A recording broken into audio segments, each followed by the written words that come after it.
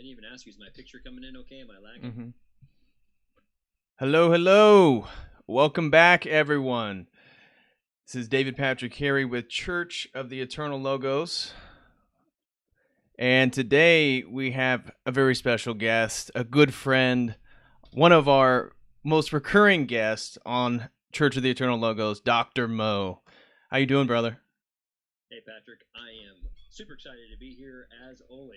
And I just wanted to applaud you for your hard work, seeing your channel grow. I know you did a lot of hard work on Practical Universe, and here you are now growing, so I'm excited to see your channel slowly expand. And I see all this interaction, so I know I appreciate everyone, joining in on the discussion. So that's what it's really all about in a time of seeking truth. Right. Dialogue. Yeah, it's been slow going in terms of getting the channel off the ground because what I You want to get a little closer to your mic? Well, I'm using the mic actually picks up your audio as well. So Okay. It's been slow going in regards to getting everything off the ground, but it's been very rewarding. I've met so many great people. That's really been exciting. So that's all been good, but it has been a slow going because August. So we're getting ready to go into August. That would be 1 month from trying to really work on this thing and get it off the ground. In fact, we were together back in California in July of last year, and Jesus, yeah. and It's a so year ago. Yep, 1 year ago. So now we're on the other side, and a lot has happened in 1 year. It's been very, very interesting. So, but how are things over in California? I mean, you're in SoCal right now. Things are wild. How are things in California? Yeah, so I'm in my practice is in Laguna Hills. I live in Irvine. My girlfriend's in Carlsbad, so that's like San Diego. But there are definitely a lot of ups and downs. And with the mask mandates, the opening the beaches, closing the beaches. I was just talking to you before the podcast. My hair is okay now, maybe for a little bit longer, but they're calling it the Corona Fro because all the barbershops and everything are shut down, so you can't even get a haircut. But yeah, I don't know if you've been paying attention. A lot of people are allowed to open up outside.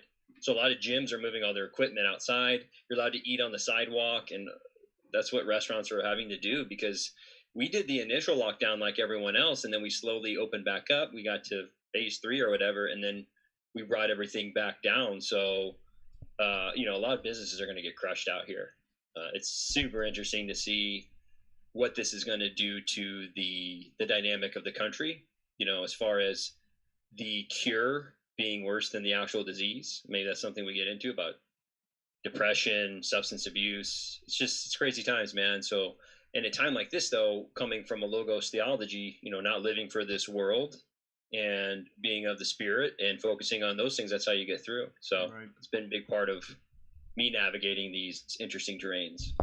Well, that's that's a good place to just enter the conversation in regards to, because, today we're wanting to talk about fertility. I know we had mentioned privately talking about, sperm fertility, testosterone, talking about fitness, the necessity of fitness in a time like right now, again, because stress and the stress hormones and how they wreak havoc on male health. And then you had a great podcast recently over on your channel.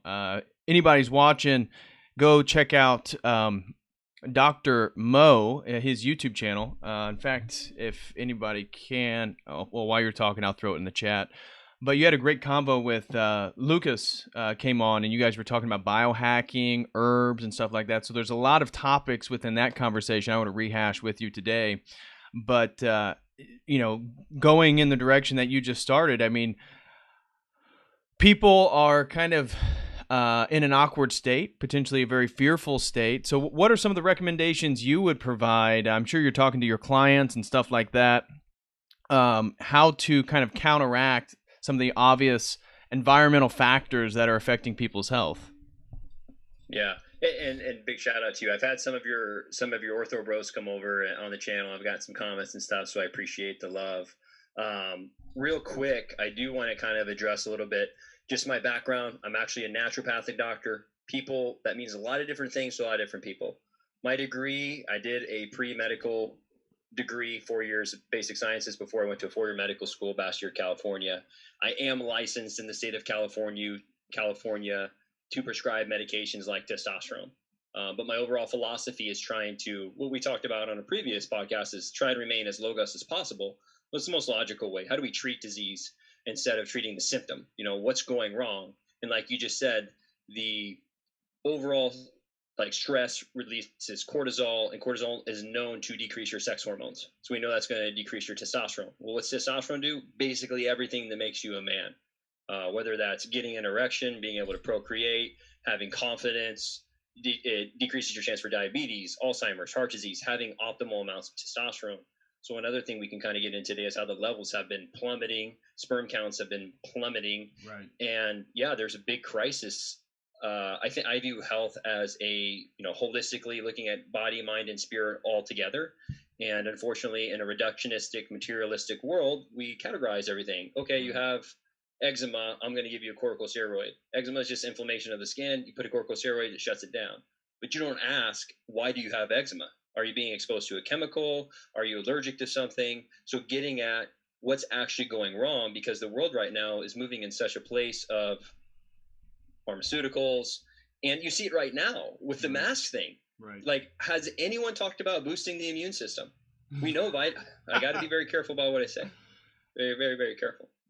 But there are studies that show vitamin D helping with the immune system. Optimal levels of vitamin D can help prevent certain diseases. I got to be careful about what I say, just because I know it's the world we live in now. But a lot of vitamin C has a lot of studies on it. Having optimal hormone level profiles, lower levels of inflammation, more sleep, and no one's talking about that. Oh, wear your mask, right?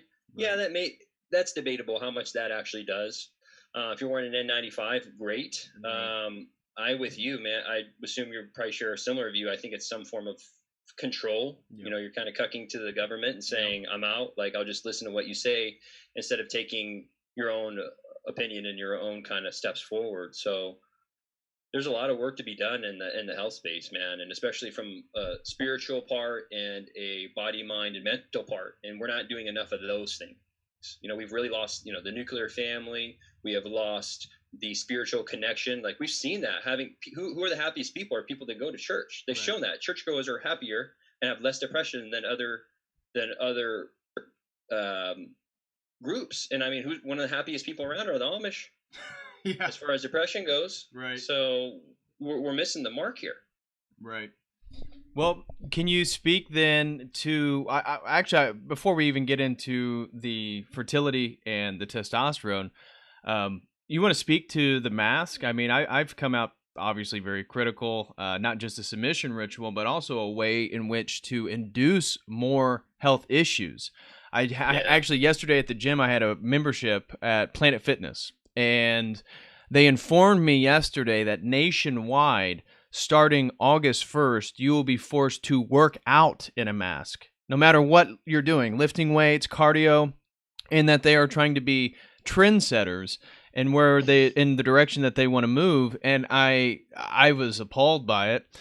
So I spoke to them, and luckily, here in Indiana, the people who worked there had a very similar opinion as myself, but I told him, I wanted to cancel my membership immediately. Like, oh, well, a lot of people are just freezing them for temporary. I said, like, I don't want to be associated. I don't even want to give money to an organization that is trying to move in that direction, and that we're going to be wearing masks to do cardio. I mean, like, I'm sure you've probably seen the videos on Twitter of people doing oxygen level tests behind the mask, and immediately it's already below OSHA levels. I mean, so you're intaking your own CO2, low rates of oxygen. It just seems like it's a way to cause more people health problems. I've talked to some people who are very adamant about using it, and they said they feel like I'm like killing brain cells. In my mind, I'm like, well, that's because you are. But having oxygen. But yeah, go ahead and share with everybody what your opinion is on all that stuff. Yeah, man, I need to. You guys can all Google. The American Association of Surgeons and Physicians came out with a paper. And again, every angle you look at, there are going to be critiques. what frustrates me is when I see all these ad hominem actions. It's kind of like that Dr. Emmanuel who said she uses hydroxychloroquine to treat people, and people kind of went after her instead of her supposedly evidence, right? Like that's a logical fallacy. Don't go after the person. If she said, I did this, like we need to look at that information. Trump says and does plenty of stupid things, but we just can't throw the baby out with the bathwater when he might actually be right about some things. Right. And yeah, man, we had it with the mask, man. When we reopened up here, I was wearing a mask at the gym, and I was doing my utmost best to, like, let it be as low as possible. But the American Association of Surgeons and Physicians had a paper, and where they quoted the CDC and the WHO. I think the WHO paper was from 2011. The CDC was from 2017, basically outlining that masks don't do anything. So those are papers from the CDC and the WHO. And this is one of the problems now with the disinformation. So when you want to look at, Fauci, Fauci and the Surgeon General, masks don't work, don't do it. Right. And I wanted to do kind of a spoof on this because it's like, I was kind of open to it in the beginning. Okay, I'll wear a mask, like not a big deal. But Fauci and the Surgeon General, like, don't need it. All right, fine, I won't wear it.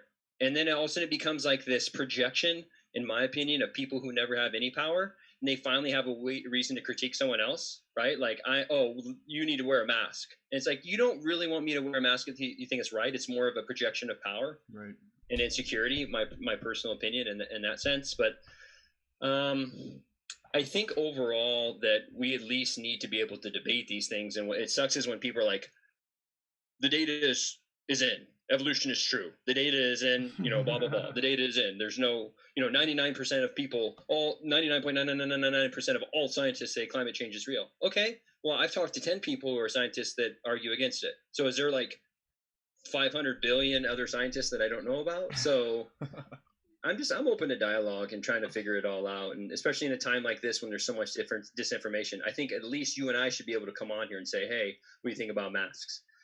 But overall, you wear an N95. I think that the argument is, right, like if you're spitting on someone, it might stop that. But we do know that the particle parts per million are going to get through pretty much everything. Right. An N95, maybe, but you got to be wearing it. Number one, people don't even wear it right. People that wear it can even get the disease on that mask. They're not everyone I know is reusing these masks, so they're actually becoming a vector for disease. So, I mean, at the end of the day, there's no biological free lunches. Right? At the end of the day, you have to give up something to get something else. So you have to kind of pick and choose. I talk to my patients about that with testosterone replacement. I'm like, yeah, there are some side effects. And what do the side effects outrisk the benefits? And with the mask thing, I don't know if the data is 100% in. But to be honest, before it became political, my conservative end was like, okay, I can wear a mask. And if it's like my O2 saturation is down to 95, I'm like, I'm going to take the mask off. And if I want to wear a mask into Whole Foods or wherever, I can wear the mask. And then if I don't want to, I don't have to.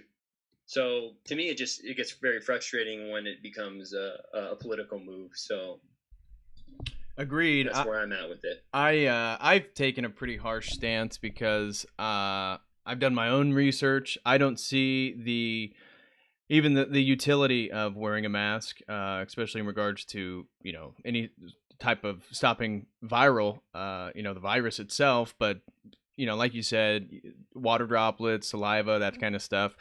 But even the surgical mask in and of themselves in a hospital, they're not even supposed to be worn for over a 2-hour period. I personally like the memetics of calling them face diapers, because that's really what they are. When you do surgery, you wear a surgical mask to prevent contamination of the surgical site. It has nothing to do with stopping viruses, this or that.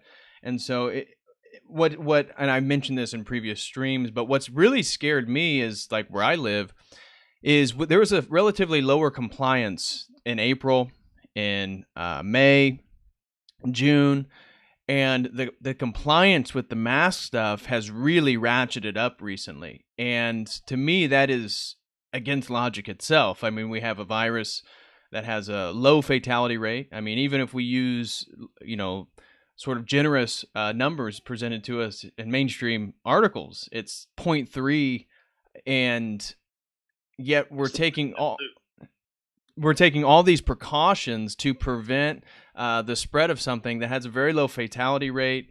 I don't know of any corona strand virus that has been issued a vaccine. So the whole thing is beginning, to me, it's just so apparent it doesn't make any sense. And then, of course, Bill Gates has come out and talked about, well, it's going to take multiple vaccines at this point. Yeah. And it's just really, really frustrating to me. Like you already highlighted, I think it's a submission ritual to get people to sort of condone and acquiesce to a mandating of any type of stipulation to enter normal society, which is obviously going to be the vaccine itself. The health insurance, they're not going to cover you. You can't go to, a concert. You can't really participate. It's going to limit what careers you're allowed to have. And so I don't know. I think it's all leading towards almost potentially, if it's allowed, right, a sort of breakaway society. I know a lot of traditional people have been moving to the Northwest, Montana, Idaho, the Dakotas, stuff like that, trying to buy land property. Tennessee, I know Missouri. These various places have been hotspots for people to move to and try to build, buy land and build a sustainable lifestyle. And really, that's my plan, because there's no way I'm going to give in on these things. And, eventually it's going to be, you can't even have internet access. So I don't know. It's really frustrating, but given all these things, can you now speak about, like you said, very, surprisingly low rates in male fertility, testosterone rates? I know you've presented research in our previous discussion on the comparison between a 60-year-old in the 1980s versus somebody in their prime right now in the 21st century, and just how low things have gotten. And so can you just speak on that and kind of riff? Yeah, I mean, I think that one of the obvious signs is that in 2017, LabCorp, they have a standard on their lab. The previous measurement for testosterone, total testosterone, free would be argued as a little more important. But the total level for a normal range was 1200 to 350-ish. And because the levels have continued to plummet in 2017, they moved the top number from 1200 to 850, and they moved the bottom number from 350 to like 267 or something arbitrary.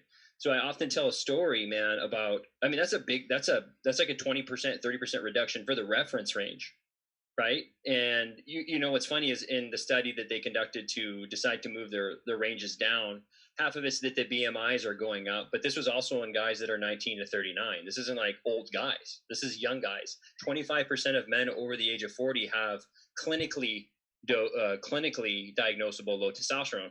I, as a naturopathic doctor, I look at things from, you guys can Google functional medicine. So I use labs as a tool. It's only one part of it. Like, if you come to me and you have all the symptoms low testosterone and your testosterone is quote unquote normal, well, something's going on. I can't use just the lab results all the time. And that's where our society has gone, especially modern medicine, because it becomes very easy to make a protocol, right? Like, you have a cough, there's a DDX, and then you go, okay, do they have the flu? Do they have this? Do they have this? And then, okay, I have the diagnosis, here's the pill. That's it. There's no critical thinking, really. Medicine, just like any other profession, is really just about following orders. No critical thinking at all. And the problem is, when you have something novel, we'll say like the coronavirus, wherever the heck it came from, that we don't know how to act. And that's part of the problem right now. This whole situation is very novel, and no one knows what the heck to do. Right. So, but I mean, yeah, sperm counts from the 60s are down about 50-60%, and there's no evidence. Yeah, there's no evidence right now that is slowing in any way, shape, or form.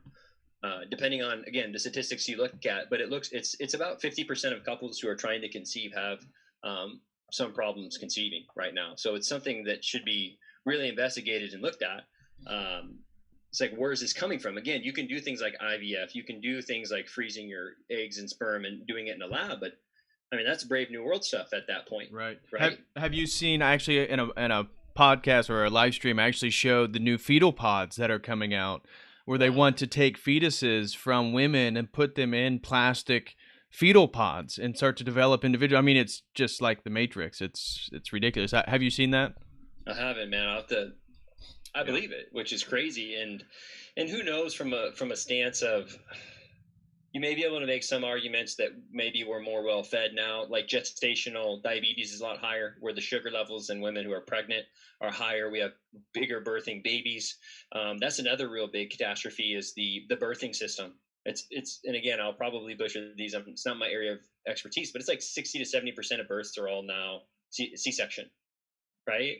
And at the end of the day, man, this is, I think something that needs to be elaborated on, right? If the right and the left or the top and the bottom or any of us are going to get along, we need to realize the psychology of these things.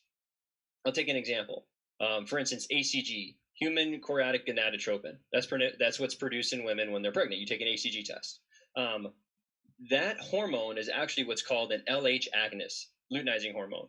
And in men, luteinizing hormone hits your testes and it produces testosterone. So you can give a guy ACG and it will actually increase his fertility and it will increase his testosterone. Now, right now, I am able to order that, or I can't do it anymore, but this is something people should be aware of. I was able to order that from a compounding pharmacy from my patients, and you can use it for quote unquote off label. When they study a drug, they say ACG can be used for X. Let's just say for women's fertility. It's not meant for men's fertility, but I, as a doctor, can use my clinical decision and say, hey, Patrick's having problems conceiving. He has steroid abuse or whatever, like reasons for having lower fertility. I can decide to, as a doctor, to give it to him off label. Now, to my understanding, ACG last year was a $2 billion industry from compounding pharmacies. Wow. The difference between a compounding pharmacy would be like your friend down the street is a pharmacist. He opens up a spot and you go to him and say, hey, can you make this? Oh yeah, I can make ACG for $50 a bottle, right? Right now, if I go through Pfizer or Merck, through a big manufacturer, Pfizer and Merck are top 20, 25 highest grossing companies in the world. They're the largest pharmaceutical companies in the world. They look at that and be like, huh, and I don't know what goes through their head, right? I don't know if they look at ACG and say, that's a $2 billion industry that we could eat up, right? So they go to the FDA and they say, hey, this compounding pharmacy out in Indianapolis, it's not safe. Everyone should have to buy all of their stuff through us because we're safer. Okay, well, then they get a monopoly on it, and then they go from $50 a vial to $250.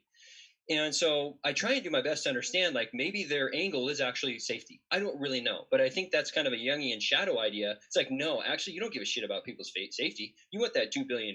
Right. And that's the same thing with the mask argument. It's like, do you really care about my health? Because if you cared about my health, you would exercise, you would take your vitamins, you would not be stressed, you would be sleeping, you'd be doing all these other things that you are not doing. Right.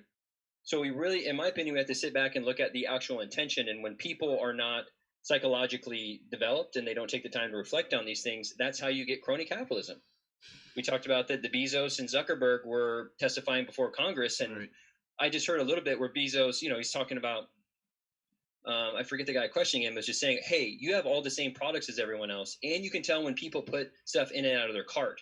So can you not just, if someone put a $5 scrunchie in their cart, could you not send them a coupon for $1 off your own $4 scrunchie? It's like, is that not antitrust? Is that not, and he's like, well, we're doing it because the customers decide on it. And I get that. But there's really a level of reflecting on like what's good for humanity and when does our God become money and not like life.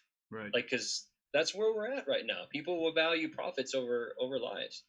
Absolutely. I mean, I think Mammon's been the god of at least Western civilization for a while now, but it's quite clear that most people are worshiping money, and a lot of this stuff. I mean, that's again through these vaccines that we were talking about. This is another multi-billion-dollar industry that has it's much easier than to get through the vaccines than coming up with new pharmaceuticals, and I think that's again why the Bill and Melinda Gates Foundation have got so involved in vaccine research. So I don't know. It's frustrating because it seems so obvious. You and I have this conversation. Everybody here watching this video in the live chat, we all get it. We all see it. It just seems so obvious. And then you go out into normal world and people are just so oblivious to it. There's such a distance between them and reality that's what scares me. That's what scares me is that, again, the compliancy seemed less a month and a half ago when technically, this virus would have been more dangerous. So I don't know. It's hard to be hopeful right now, to be quite honest. Nah, come on. I mean, that's not logos. Well, I meant in regards to other people as a society about fighting back. I mean, ultimately, because the book of Revelation is hopeful, but things get drastically worse than where we are now. Well, why did, in my opinion, why did Christianity, and I would say destroy the Roman Empire, was they didn't bow, right? The Romans were like, you're going to follow us, you're going to do what we said. And we're like, you can throw us to the lions. We don't give a shit, right? Because they stood for their principles. And a lot of us are cucking, let's be honest. Yeah. It starts with you and me, man. And 100% part of that. I've done a lot of things that I'm not great or proud of, but at some time you got to turn around, man. We all got the spirit of Paul within us, so we can all still do great things. Right. But at the end of the day, it really comes to, I amend you for, walking away from the university. Really, I'm like, damn, you got balls, dude. Because that's like your job security, like really as a PhD, like that's your job security. And to move into that, I remember what happened with your hit piece on you, to put your neck out there and really stand out. And this is too, it's like, you could be wrong, man. I hope you're open to it, that you could be wrong about a lot of these things. But that's part of it. That's part of truth, is like us coming out and standing for things. And when everyone just kind of goes to the wayside and just wear the mask, just shut up and wear the mask. It's like, I'm a sovereign individual. I can do whatever the hell I want. Right. And that's where, we're moving in such a place of collectivism versus individualism. We've really lost that spirit. And if we don't return to that, and that's why in naturopathic medicine, functional medicine, we do individualized medicine. Every person that comes in, I'm not going to just see, okay, you have X, Y, and Z, here's your pill. It's like, okay, I got to look at this from a wide variety of reasons. Why do you have a cold? Why do you get a cold 4 times a year? Oh, you sleep 6 hours a night, and then you drink big gulps like 4 times a day, and you're smoking cigarettes galore? But you go to a regular doctor, they just give you a Z-Pack and say, see you later. And then that antibiotic wrecks your gut flora. Right. That destroys your immune system. Then you get eczema, and then you get a corticosteroid for your eczema. And then you're on a high blood pressure med. And that's, when we look at COVID, it's like it's like the perfect storm. We are so, if it is what they say, ACE inhibitors and all of this different stuff, it's like we're the perfect prey for this thing. And we're not talking about that. People are like, well, why are the rates in Japan so much lower? Because they're all healthy. Like when you look at life, how long people are living, Japan has continuously been one of the healthiest people. So therefore, it's the same thing as like people under 30 aren't getting COVID because they're healthier. But we just have a very unhealthy population over the age of 50 to 60, and they are surviving on pharmaceutical medications. Right. And unfortunately, we know that in COVID, it attacks the ACE receptor in the lungs. And so if you're on an ACE inhibitor like lisinopril, or you're on any immunocompromising drugs for arthritis, you're a perfect storm for this thing to come in and take advantage. Right. So, and we're not taking those things into consideration. We're looking at things collectively. Everyone needs a mask. Everyone just wants the quick fix. Oh, just give them the immunity shot, right? And like you said, that's $1 billion industry for sure. So there are a lot of people that want to jump on that, and I get that as a pharmacist or someone who's doing research in that area. I mean, I go back and forth a lot on immunity shots, just trying to figure out which ones maybe started and we actually need and which ones we don't. It's very deceiving. The research, in my opinion, is not all that clear. The safety is not all that clear. And it's funny because you look at something like hydroxychloroquine, and if people were that concerned about the side effects of that drug, why are they not as concerned about ACE inhibitors, blood pressure, statins, all these other drugs that are being handed out like candy? Antibiotics, but no one cares about that. Like right. They're willing to risk a new drug, a new immunity shot over a drug we already know. Like that doesn't make any sense. Right. No, and just to see the mass social media blackout of that white coat of the doctors talking about HQ, we're up against the beast, it just, whether we're in the end times or not, I won't go there, but whatever that force is, certainly that's what it's clear as day to me. That's what we're up against. So, if you don't, go ahead. Well, and that's where what's really tough for me at being a doctor in these areas is when you want to talk about, okay, fertility, what do we do? Right. And I think I probably brought this up before on testosterone replacement. It's like there are plenty of things that can help you optimize your testosterone. Staying away from stress, getting your 7 to 8 hours of sleep a night, staying away from sugar, high intensity interval training exercises have all been shown to help optimize your testosterone. And actually, most of the research has been done on the opposite end, where they've shown like you take a bunch of sugar, within an hour or two, your testosterone drops 20%, do like 40 grams of sugar. So you drink like a can of cola, and that argument's been, there's plenty of arguments with those studies that were done. But it almost gets to the point, it's like, if the fertility rates are this low, what do we do? Because at the end of the day, there are pharmaceuticals that help, off-label stuff like doing HCG. I've helped guys conceive using Clomid. Clomid is clomiphene citrate. What it actually does is blocks the estrogen receptor on the brain, and then it tells the body it doesn't have any. And you would think that it actually increases estrogen, but the gonadotropin releasing hormone, which tells the body to release testosterone, they're they're the same thing. So they release LH and FSH, and then your body actually increases testosterone and increases fertility. So doing things like Clomid, ACG can help with fertility, but it's almost getting to the point, like in Brave New World, where the vast majority of people may need pharmaceutical interventions. And that's why I'm doing my absolute best. I've worked with guys our age whose testosterones are really low, and I've done all the natural stuff, and it's still really hard to turn these things around. And when you think about something like the egg that you, when you were a baby, or when you were just an egg, right? Mm-hmm.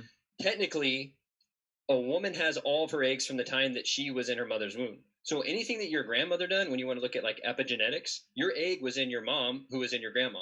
So anything that she was exposed to, we don't know. We really don't understand medicine that well. And that's when I get really frustrated when people are like, oh, we know this does this and this is like, we don't know if, a statin 3 generations from now shuts, like maybe it epigenetically turns off your cholesterol enzyme 3 generations from now. I know that's far-fetched. It's super out there. Okay. But we don't know.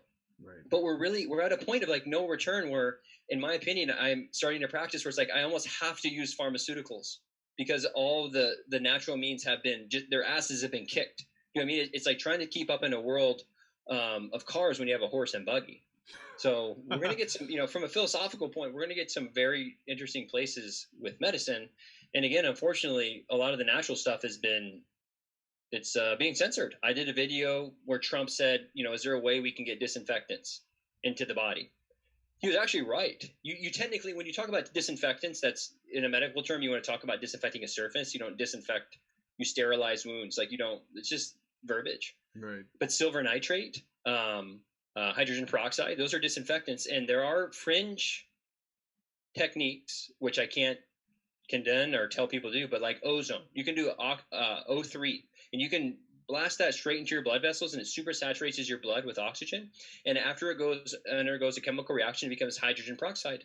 It can kill microbes. It's been done for Lyme disease. It's been done for a lot of these other viral stuff. And it super saturates the blood vessels with oxygen that it doesn't need to be carried by a hemoglobin. So people with COVID who have low amounts of oxygen saturation, that's something that I think should be looked into. But I don't. My video got pulled down.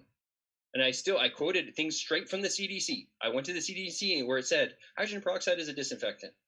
So it sucks because, there are so many different biohacks, there's so many herbs, there's so many actual cool technology that we can use, and those are being censored. IV medications, like you can do high amounts of IV NAD therapy. NAD is a carrier molecule for electrons that goes into your cell mitochondria, which produces ADP. You need that. Right. And as you age, NAD goes down.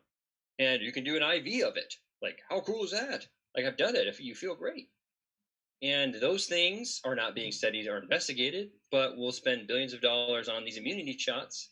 So it's really a philosophical debate at this point, and we'll see how things are moving forward. But and to me, again, from a theological perspective, you've heard me reiterate this. The guys in the chat have heard me reiterate, but it's attack. I mean. The uncreated energies that move from the logos, life, truth, both these things are being attacked just within the last, 5-10 minutes that you were talking about. The low fertility rates. Man, I couldn't believe that you just said it's above 50%. Yeah, above 50%. 1970 to 2010, and a lot of the testosterone statistics. I can pull up one of the studies that just came out in Urology Times that the levels of testosterone in the last 8 years have dropped another like 20%. Like they're plummeting, and they're plummeting fast, and no one is talking about this. Like, why is no one talking about this? Fertility cut in half in the last 50 years. That's kind of a big problem. But right. When you have an outright attack on life. Exactly. Who cares? You got abortion clinics popping up everywhere. You got the immunity shots, and it makes you think about the people who are in power, and you judge them by their intentions and their outcome, or not by their intentions, but their outcomes. Right. Okay, fertility rates are cut in half. Testosterone levels are cut in half. There are no fathers in the home anymore, hardly anywhere. It's like 20 or 30% of kids these days grow up with a father, and that's plummeting just as quick. And so, correlation does not equal causation, but these are things that need to be looked into. Testosterone levels, nuclear family, depression rates, suicide rates, overall meaningfulness of life in general. We're just becoming too materialistic and objective. And I've been down that road. as you have. Like, Right. I get it. I get why it's very appealing, but at the end of the day, it doesn't matter. And this is where I'll side a little bit on Peterson's idea of truth. At the end of the day, if you're right and it kills you, it's like, what's the point? Like, that's where I think they get in a tangle of like, well, if this is real truth is X. I'm like, okay, if real truth causes you a meaningless existence and you die, then what's the point of living? It doesn't matter. Yeah. And that's where I think a lot of people are getting. And that's where I was trying to find today the suicide rates and see how high they're going to be this year. And that's something people never talk about. 800, I think one year was like 800,000 people committing suicide. Way more than people have died from COVID-19. And then amongst younger people, it's skyrocketed during these lockdowns. So again, this is all an attack on life itself, and it's really sad. And I see this as just an absolute war on life itself. So we see the fertility rates dropping. We see testosterone rates dropping. We see women wanting to even have children dropping. I did a whole stream showing all these articles about telling young girls to not get married. That's engaging in the patriarchy. This is male domination. This is a subversion of your own womanhood and your own rights and all this stuff. And like you said, the nuclear family is so important. That is our real refuge, and it takes a strong man to lead a family. And so where are all the strong men? And so no wonder nobody's standing up against the mask. Nobody, no wonder. You look at our military. I mean, there's a TikTok, I'm sure some of the people saw it on Twitter, of this, flamboyantly gay man, and he's the recruiter for the army, or you see, just the degeneracy that exists in our military forces. I mean, you really think that a nation that's serious about its defense and well-being would do that? Absolutely not. Everything is inverted. And so, one of the people asked and, respond, well, what are some of the main contributing factors that you think in regards to the increase and rapidly dropping fertility and testosterone rates? Yeah, I mean, that's obviously $1 million question. If you could figure that out, hopefully we could turn stuff around.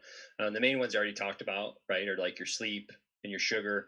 And there are controversial ones. And what sucks about those is they get covered up. You've probably all heard, Alex Jones, I don't like them putting chemicals in the water, turning the frogs gay. Yeah. And everyone's like, what a weirdo. And then you actually go and look, and I have to watch my words. Like atrazine was a pesticide, I believe, or insecticide, one of the two. It's a chemical, but it's supposedly stopped frogs from differentiate in their sex, and it seemed like it decreased the fertility rates. And I've actually heard cases in my hometown county in Illinois that people drinking well water stopped drinking well water and then were able to conceive. So that's just one of the many things. Yeah, atrazine, because it's spread in all the fields, it goes in the well water, and then you drink it. A lot of the plastics are xenoestrogens, so they actually bind to the estrogen receptor in the body, telling it has more estrogen than it actually does. Is another. Let's want to do our best to stop drinking out of plastic bottles, especially if they've been left in the sun. Do things like drinking out of glass, drinking out of cans. Cans are a little bit better. You can probably get some aluminum, but canteens. But at the end of the day, we don't know. Supposedly, like glyphosate is Leydig cell toxic. Your Leydig cells are what are in your testes, and they produce testosterone. Well, glyphosate is Roundup Ready, and that stuff is everywhere. Literally, if you're in the Midwest, like the field next to you is being covered in glyphosate several times, or I don't know, several times a year. And there's no biological free lunch. So the farmer, and trust me, I grew up on a farm. We use some of those chemicals. It's again a philosophical debate. Okay, do we use these chemicals, and even if they're bad, do we increase our yield so we can produce more corn and wheat? My opinion, at the end of the day, we produce more corn and wheat, and we subsidize Tombstone pizzas, Doritos, and Pepsi, and then all those things directly lower testosterone. So, and philosophically, I think one area that isn't being addressed nearly enough is, what about your meaningfulness? I feel like I've seen a study or two talking about, if you're watching a sports team and your sports team wins, your testosterone goes up. You release dopamine. There's a level of your hypothalamus is watching the world, and you produce dopamine when things are going well. You're constantly reptilian brain is regulating your mood due to like what's going on in the outside world. So you can imagine growing up without a father in a really hard home, you're not succeeding in life. Like, why would your testosterone be high? Testosterone it has like a positive feedback loop. And anyone who's gotten on testosterone replacement therapy or been able to boost your testosterone, that's one of the main things I hear is that like, wow, I feel motivated. Like I want to actually do things with my life. Depression has been lifted. And I think that the camaraderie, the fraternity is gone, because the nuclear family is gone, and just the level of feeling safe is gone. When you don't feel safe, you release cortisol, and cortisol directly shuts off your testosterone production. It says things are bad. It's time to, you basically either building testosterone or you're breaking down cortisol and learning to optimize. And so, from a point of why would you be producing testosterone when times are hard? And I think through social media, I think through mainstream media, the news, and all these things are constantly bombarding young men like us and women, and it puts them in a place of fear. Like a lot of the conversation we're having, I'm doing my best to stay positive, and it's like, man, things are pretty messed up. So why would your testosterone be high when the body's saying it's time to not build, but to utilize all of the resources that I have in the body instead of to reproduce or to grow muscle or to go out and find a goal and to do better things in my life. So I really hope more research comes out in that area. It's not an area that's being studied all that well. I know your audience is very familiar with the problem of porn, and what that does from a dopamine level, from ability to be aroused anymore. There's, I think, one good study, and everyone quotes it. It's like 7 days of abstinence doubles your testosterone, but then stops after that. I think those need to be replicated. I believe in the methodology of that. I think it's something that definitely needs to be restudied, and I do not think porn does any good in any way, shape, or form. So that's the hardest part about this is there's a million things out there we probably haven't even considered. Right. Yeah, that was circadian rhythm. That was exactly what somebody in the chat asked: is what does the effect of masturbation have on testosterone? Yeah, I mean, really, there's only the one study that shows that it doubles after 7 days of abstinence of ejaculation. But to me, that doesn't make sense. There's been some people, and there's a couple papers kind of talking about regular sex helps optimize testosterone. When I first got into practicing medicine, one of my colleagues actually, because you come out, they call it practicing medicine for a reason, right? You're taught all these things. But one of my colleagues, she had a guy with low T, and she's like, you need to have sex like every day, every other day. And he came back and his testosterone was even lower. So I think there's a balance, right? Like you deplete, like sex is a very, from a philosophical, theological, like it's a very depleting thing. Like you're trying to create life.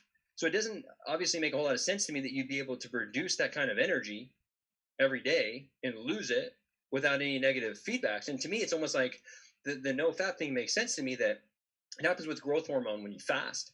When you fast, technically, it can decrease your testosterone maybe a little bit, but it doesn't seem like it's enough to like blunt it. Like you might drop for 10% or whatever, but your growth hormone goes up because your growth hormone your body is basically saying, wow, I haven't eaten for 24 hours. Things are kind of hectic right now.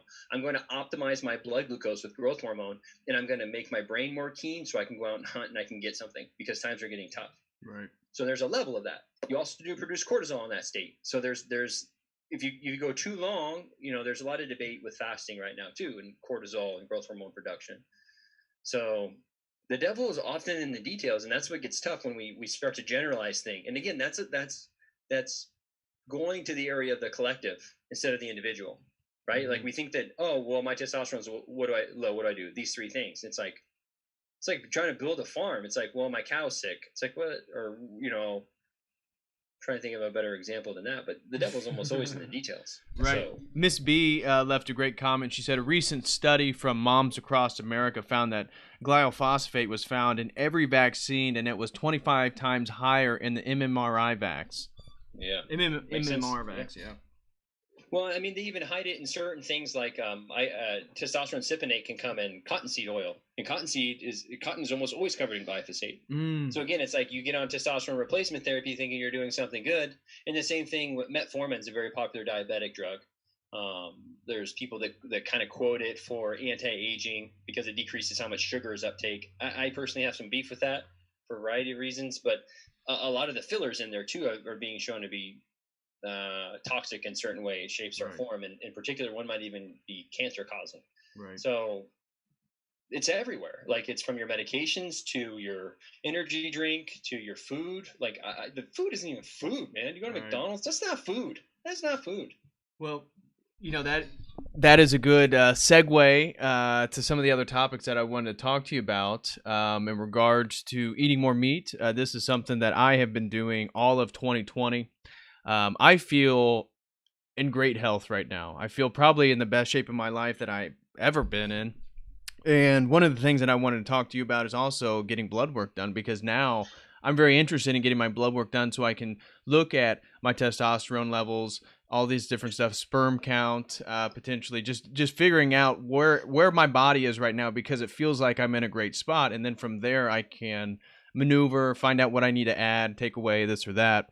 But can you speak to diet, to food, that I mean, what is your opinion, generally speaking, on a higher protein diet, more and more meat? For me, this has been great. I've noticed a major difference. I haven't cut out carbs. I'm not on the carnivore diet, but I would say meat, usually red meat, is a major staple of my diet now, and I feel great. So I'm just curious, what's your thoughts on that?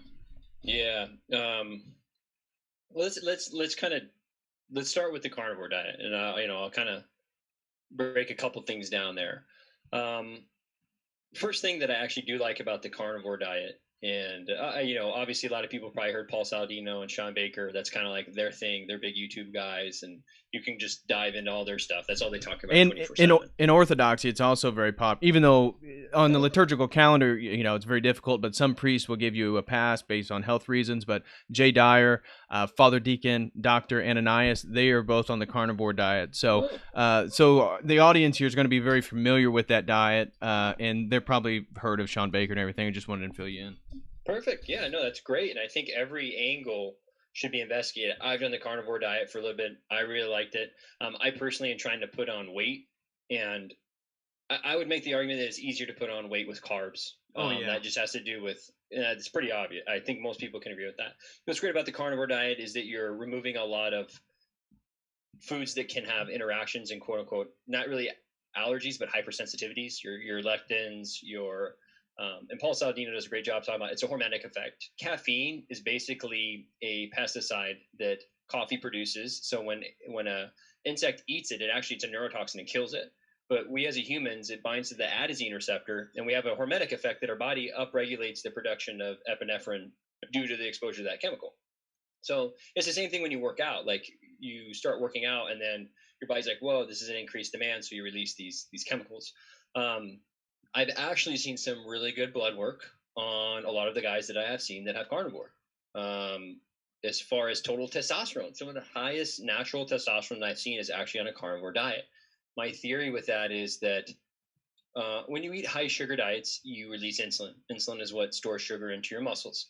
Now, the problem with that is if you eat a little bit of carbs, your blood sugar will do kind of this. But if you have a high glycemic load, like a soda, your sugar goes up. Your body says, "Whoa, we got a lot of sugar," dumps this shit ton of insulin, and then your levels crash. And then your body has to produce cortisol to recover, because cortisol raises the blood sugar back up.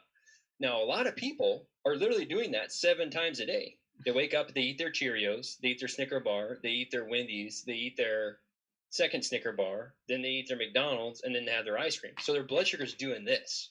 And we know 100% that high amounts of blood sugar, and insulin can be inflammatory, is going to cause vascular damage. That's one of the main things for, if you listen to Paul and Sean, they talk about the cholesterol often in a lot of, even if cholesterol is high, if there's not sugar, because it glycates. So if you have a cholesterol, basically sugar is like this spiky ball, and it glycates onto your hemoglobin A1C. That's what you measure in diabetics. And when that rolls down your blood vessels, it cuts up your vascular lining, and then your body repairs, it produces foam cells, and that's how you get vascular disease. Wow. So really, vascular disease is a combination of high blood sugar, high amounts of inflammation, and high proteins and high cholesterols can aid in that. Because if you don't have the high proteins and cholesterols, then you're less likely to get the vascular damage. But when I work with my guys, I try and work on keeping all of them low. But with the carnivore diet, that's what's great about it is most people talk about their energy is great. Yeah. I'm a big fan of actually going back to organ meats as well. I don't eat them as much as I should, but when you want to think about things like we have also an epidemic of thyroid disease in this country, and a lot of my patients, I'll actually have them take supplements that have actual like thyroid parts of it, or like another thing for adrenal fatigue, which we can get into that. That's not a very good definition for that state. It's more like HPA axis dysfunction. But you can take actual adrenal cortex, and it seems to really help people out. So I think there's a lot of things in the carnivore movement that are bringing to light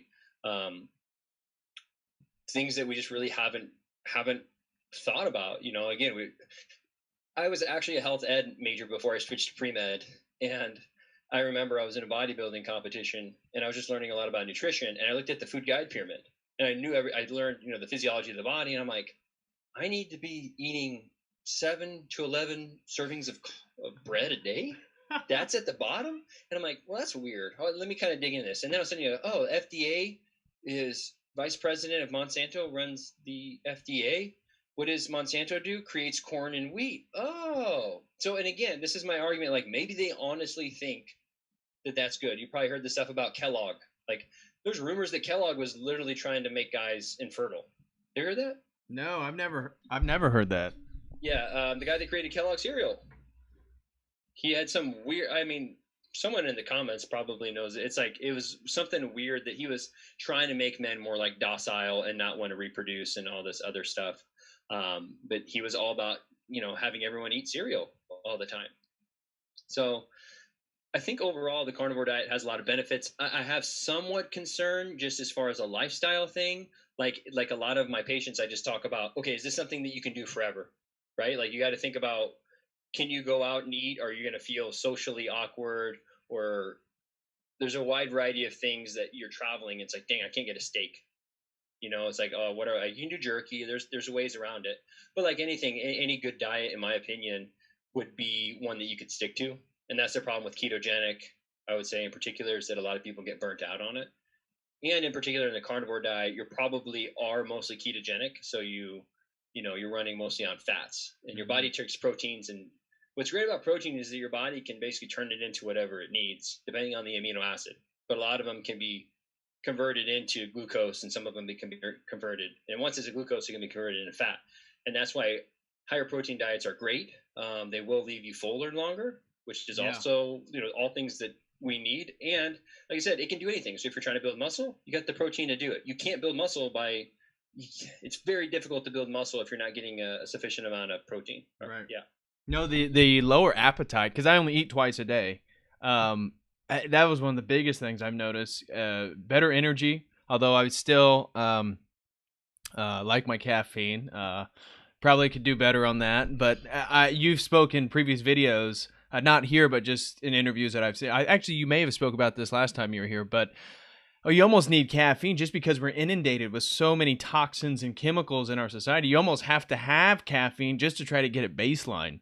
Because of even you talked about dopamine surges with social media, and how, again, you may not even done anything typically or really active in the day, yet you feel tired, you feel sluggish, you need that caffeine pick-me-up, and that's just because of your natural response to all the dopamine that you've been releasing from scrolling through social media, hitting Twitter, responding to people's comments, this or that.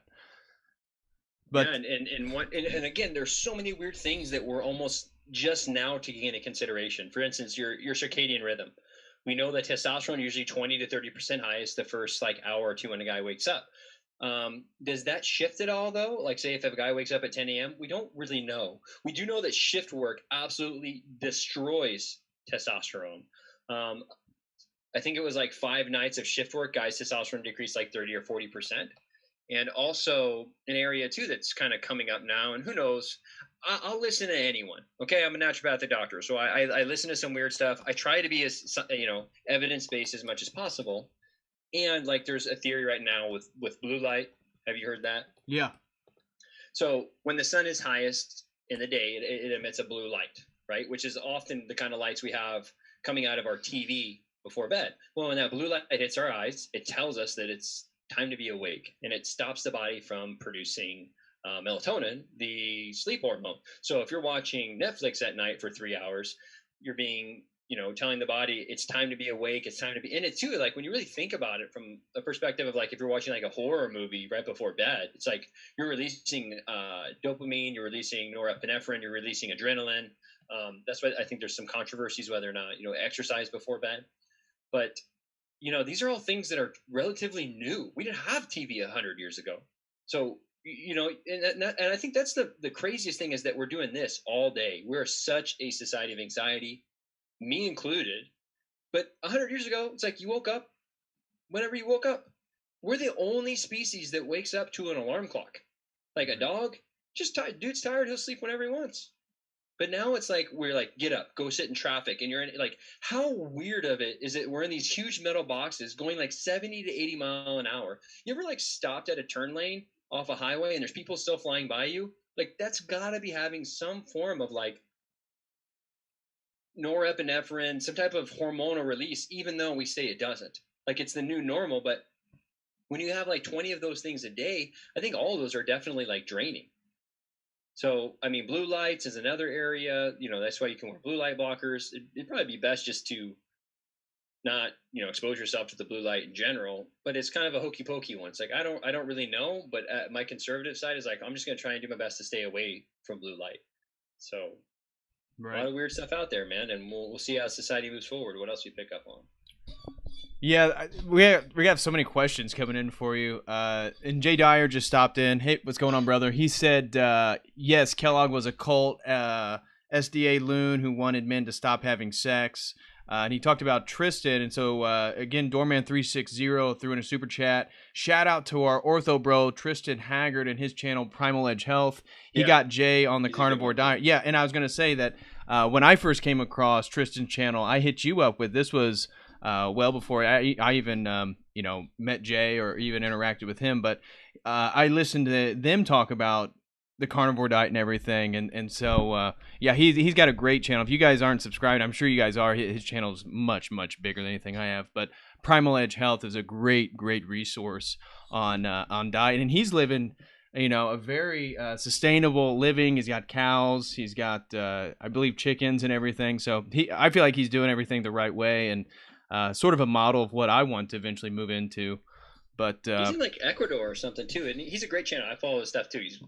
He's got a good amount of attitude, and yeah, I believe he is. But I just wanted to, just because we're getting so many, people in the chat or wanting me to ask you this or that, that I just wanted to run through some of the super chats just real quick, and then just kind of filter those in as we talk. So one said, we should pray to St. Paul. This is Pano, fellow Hoosier up in Lafayette. Shout out to you, brother. We should pray to St. Paul to give us the strength that he had. This was referring back to when you were talking about St. Paul, so definitely agree with that. Eugen, fellow ortho bro, doing great stuff, said, is Dr. Mo orthodox? And if not, will he become? I would say of all... And this is probably mostly with my conversation with you. It's definitely the closest theology that I align with. I don't know. I've had a real problem with collectivism in general. But yeah, I was born and raised Catholic. I wouldn't say I tried on the atheism and the nihilism. I was down into the Terence McKenna, the Alan Watts. I'm definitely a Christian, and I would say that. Like, I think that Christ more than anything is the most important thing to me. And to be honest with you, I can tell you I believe one thing or another, but I'm still, in my opinion, logically working my way out. But I'm most aligned with, I would say, orthodox theology. Excellent. I know that's going to be a pleasure to hear to a lot of the guys in the chat, and I promise I'll continue to work on him, and we'll eventually get him charismated. I'm still working on it myself. And then Eugen, he threw in another 5 pounds. Thank you very much, brother. He said, what's Mo's opinion on vaccines, those immunity shots? Can he recommend us any studies that expose them? The Google search has eliminated any chance of finding opposing information.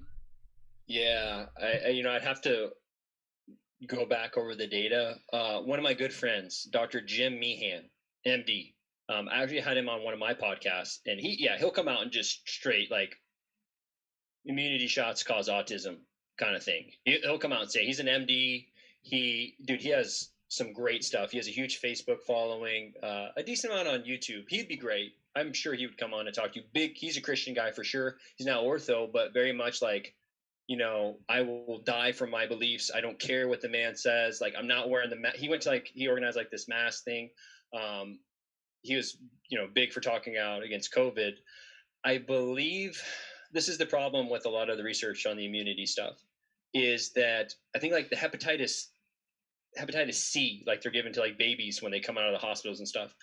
A lot of the times they're number one, you have to really know clinical research. And to be bluntly honest, it's not my area of expertise. That's why I often will like talk to someone like Jim, because he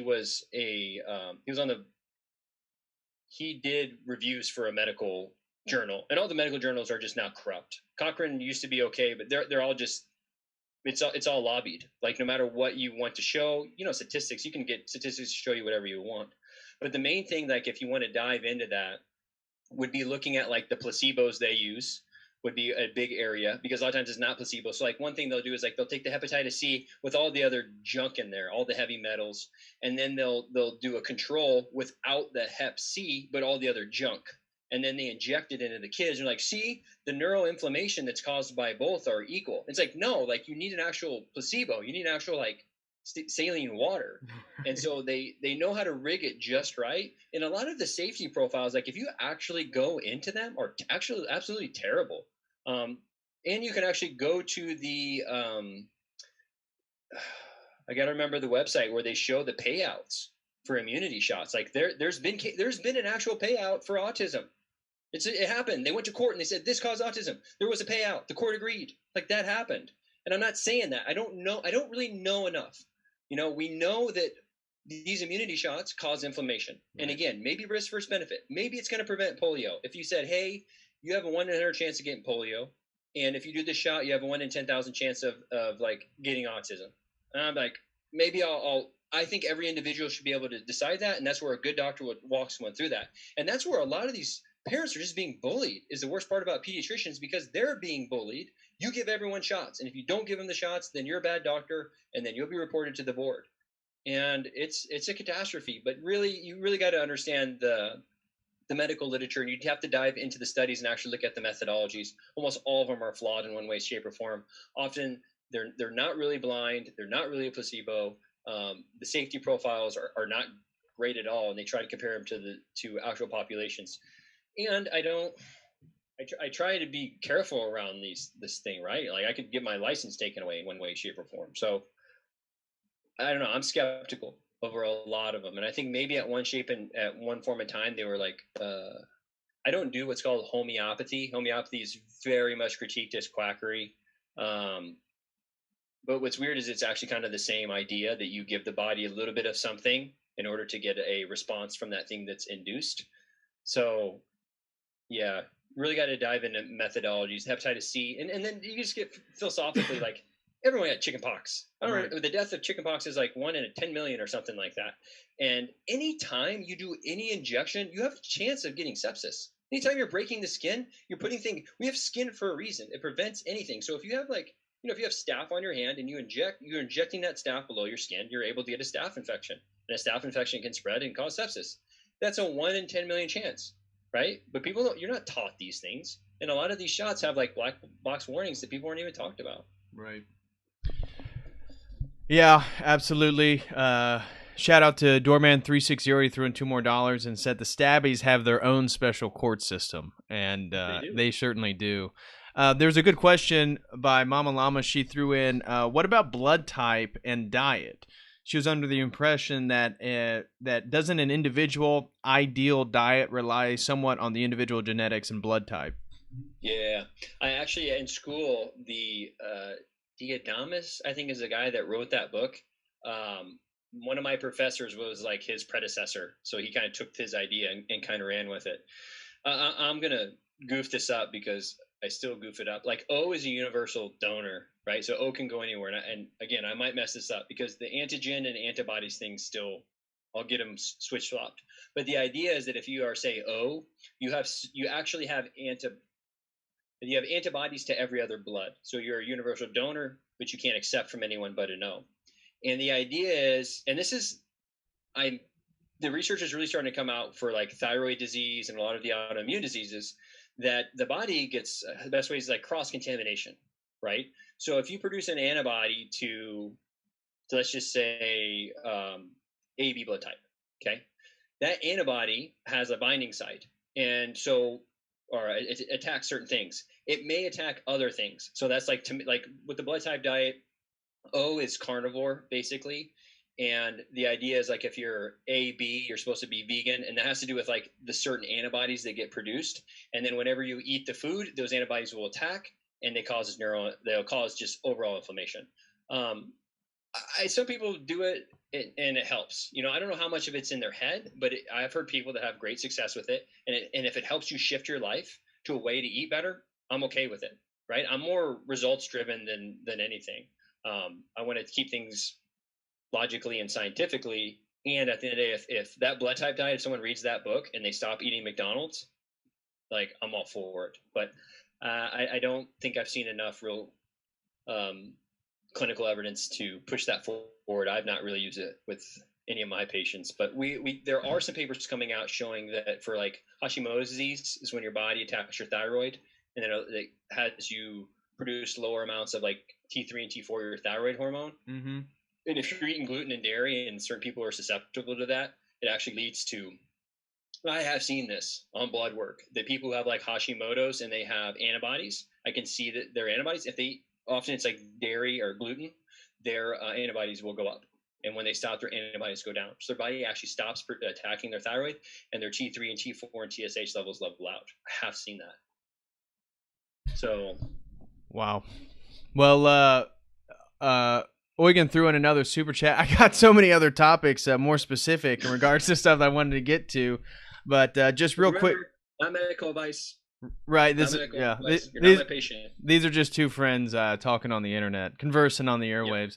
Yep. He said, "How does an hour's walk a day help your health?" So, just real quick, what's your thought on an hours a day walk?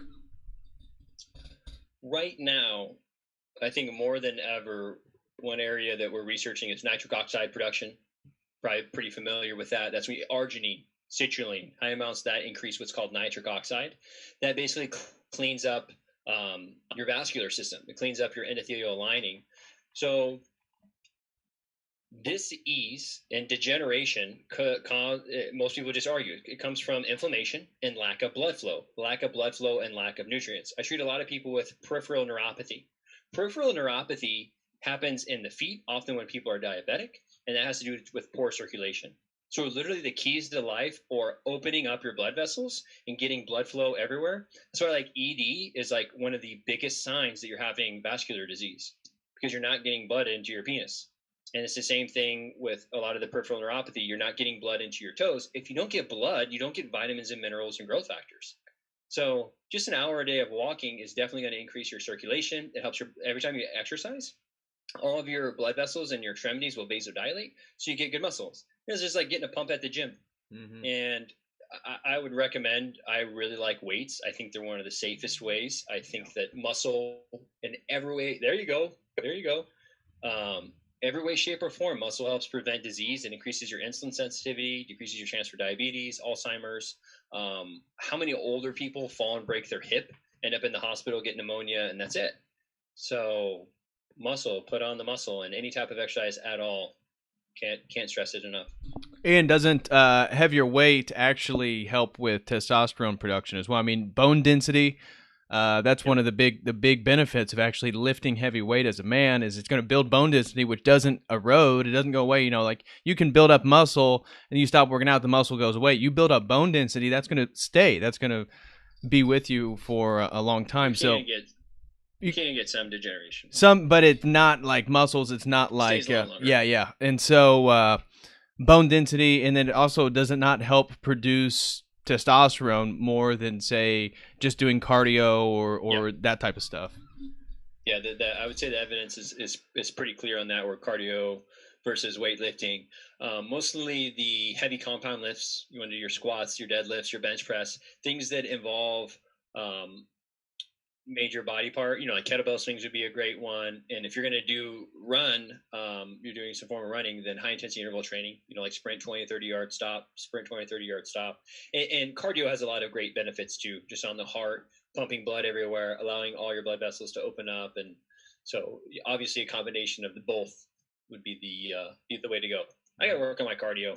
I'm heavy on the weights. I actually I went to a jiu-jitsu class, and I had never sweat so much in my life. That really kicked my butt. I need to start going to that more regularly, but that was a lot of fun. So now to some of the specific topics that I wanted to get into. There's, again, in that podcast, that conversation you had with Lucas, there were so many different, let's see, like, what would I say? Like supplements and various supplements, exactly, various supplements. Again, I'm not going to know how to pronounce all the. One of them I couldn't figure out. I was trying to search online. Athene, is that what you were saying? Theanine. Oh, theanine. Yeah. No, what is that? Theanine. It's often found in a lot of green teas. So glutamate is it's an amino acid neurotransmitter. It's very excitatory. It gets you round up. And to my understanding, theanine helps convert glutamate into GABA, and GABA is the relax hormone. That's the same receptor that alcohol works on.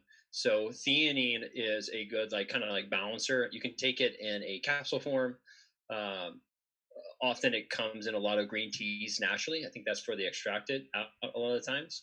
But a lot of people take that with caffeine to kind of help avoid the jitters and help to relax a little bit more. Theanine, Theanine. Yeah, we got. Well, no, you're thinking of teacrine. Hold on. No, theanine. Yeah, theanine. So theanine, what I just talked about. Yeah, it's in green. Theanine, Yeah. So, yeah, there's a handful of ones that you were talking about. Uridine or uridine. Uridine monophosphate. I've not really played with that one that much. Very synergistic with fish oil, helping with inflammation, but it's kind of what you call nootropic. It's had shown some success with mostly depression, just kind of mood disorders. I've not really used that one a whole lot. That's one, Lucas promoted. He was one of the ones that he kind of felt and was like, wow, this is, they're very, what's crazy about supplements and all this stuff. It's there are very few things that can keep up with caffeine, aside if you're psychedelics, you take it, you're like, wow, this is doing something to my body. But you take a vitamin C. I don't know about you. I take a vitamin C. I don't really notice a difference. Some people may notice you take some fish oil, decreases inflammation, their joint pain's down. But I'd say theanine is one most people will notice. I haven't done uridine monophosphate though. Okay. He also mentioned brometane. This was the Russian nootropic. He had he thought he had quite the experience with that. It got me interested. I was like, dang, I definitely want to check that out. Have you looked? Go ahead. Have you looked more into that after that combo? I'd heard about it previously. So in herbs, we have something he talked about it being an adaptogen. So you have Panax ginseng, ashwagandha, licorice. In a lot of traditional cultures, they're what are called adaptogen. So what's weird about them, rhodiola, and these are in a wide variety of supplements as far as mood boosting, energy, adrenal fatigue. But what it seems like it does is just helps the body find balance. And what the Russians were basically trying to do is how can we, make a pharmaceutical form of this? And that's the bromantine. That's another one I've not done. I think that I don't even know if you can get it in the United States. I think that would be something you have to get from Russia or India or Australia. He definitely noticed some benefits from that. I can't put my stamp of approval on it or anything. It's another one I haven't messed with. Now, one that you said you were on, and so talk about this one, and then maybe just talk about all the different supplements that you take or have been messed around with or found useful. But I couldn't understand. It sounded like you said Uberzine. Yeah, Huperzine. Okay. Huperzine. That's Oh, Hooper's. Huperzin. Ah. Huperzine is a acetylcholine esterase inhibitor. Okay, so anytime you have like nerves trying to talk to each other, they're going to release neurotransmitters, whether that's serotonin, whether that's dopamine or acetylcholine.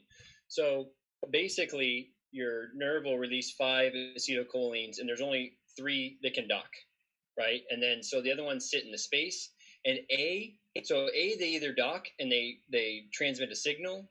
B, they sit in the space and an enzyme comes and eats them up and degrades them. Or C, they're reuptake.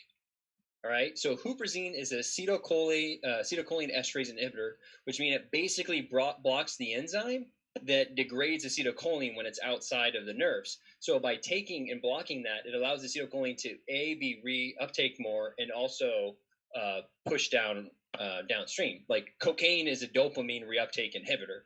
So it basically blocks the dopamine from being retaken up. And so the dopamine just sits out. And then that way it just increases how much of the signal is taken by the next nerve cell. Right. So, and acetylcholine is it's a neurotransmitter. So your body has what's called the sympathetic nervous system. That's your fight or flight. And you have your parasympathetic nervous system, which is your rest and digest. And so the body kind of plays with these, but most of the time it tends to be somewhat dominant in one way, shape, or form. I think of it as parachute to slow down. Acetylcholine, GABA, those all work on the parasympathetic. And some of like serotonin kind of works on both of them. And then on your sympathetic nervous system, you're more like getting dopamine and norepinephrine, adrenaline. So. Okay. Now, what are some that you're currently taking right now? Because I very much want to get into some nootropics. I take nothing but like a men's vitamin. So I'm very much interested in dabbling my toes in some of the supplement world. It looked like one of our ortho bros is certainly have been doing that. Shout out to Matthew King. He looked like based in the comments he was talking about he'd already kind of experimented with uridine, whatever, and he didn't like it too much. But what are some of the supplements that you're currently taking or that you definitely would recommend to people right now? I don't recommend anything to anyone. Do your own research and you can figure it out. Things that I do like, a good way to form like what would be called a nootropic stack. It seems like I would say that acetylcholine is one of the better ones as far as like focus and getting work done. I mean, depending on who you talk to, some people on, Molly or cocaine can get a lot of work done because those are Molly's mostly serotonin, cocaine's mostly dopamine. But I would push the pathway for nootropic wise, looking at things that help increase acetylcholine.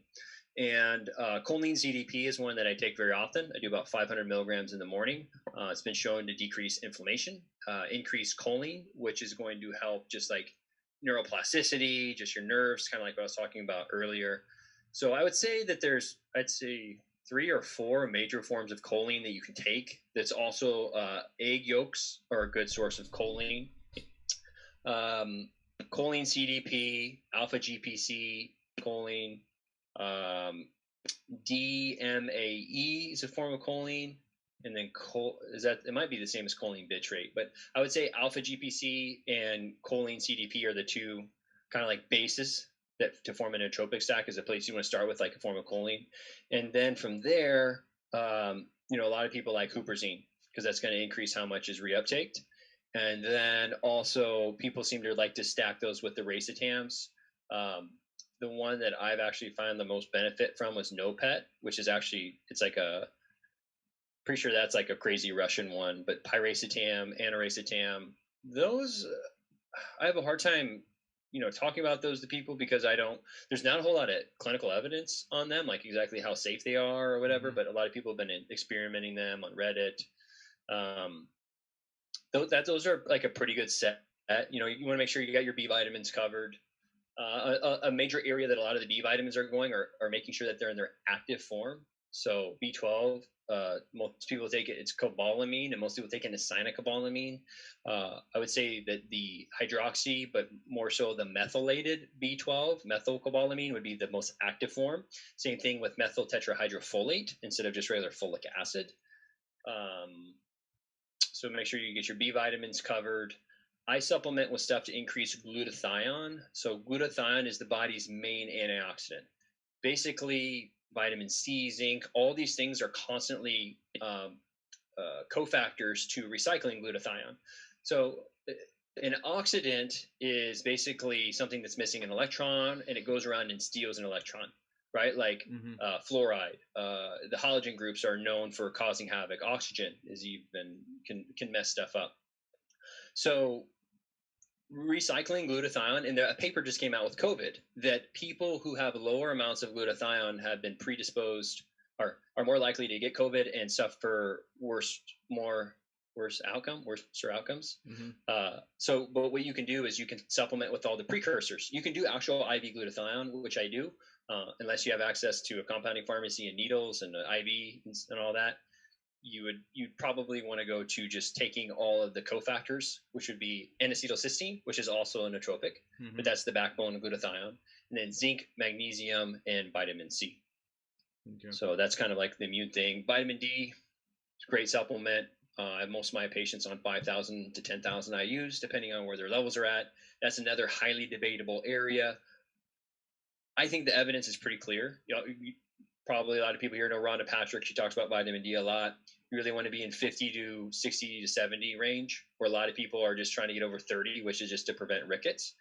But vitamin D, it's a steroidal hormone, so it's good for immune system, bone health, a wide variety. Helps with your sex hormones and everything.